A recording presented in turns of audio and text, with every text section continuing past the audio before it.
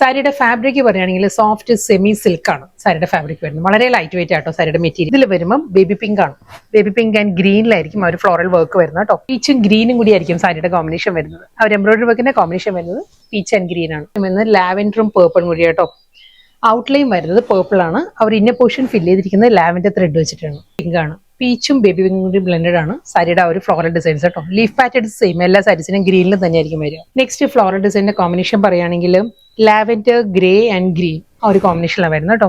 Next sari of white തന്നെയാണ്. ഫാബ്രിക്കും പാറ്റേണും എല്ലാം മാറിയിട്ടുണ്ട്. ഇത് വരുന്നത് നെറ്റ് കോട്ടയാണ്. സൂപ്പർ നെറ്റ് കോട്ടയാണ് തന്നെ സാരിയുടെ ഫാബ്രിക് വരുന്നത്. ഒരു ക്രോസ് സ്റ്റിച്ച് ഫ്ലോറൽ എംബ്രോയിഡറി വർക്കിന്റെ കോമ്പിനേഷൻ മാറിയിട്ടുണ്ട്. ഇതിൽ വരുമ്പോൾ ബേബി പിങ്കും പീച്ചാണ് വരുന്നത്. നല്ലൊരു സോഫ്റ്റ് പേസ്റ്റൽ പീച്ചും ഗ്രീനും കൂടിയാട്ടോ സാരിയുടെ കോമ്പിനേഷൻ വരുന്നത്.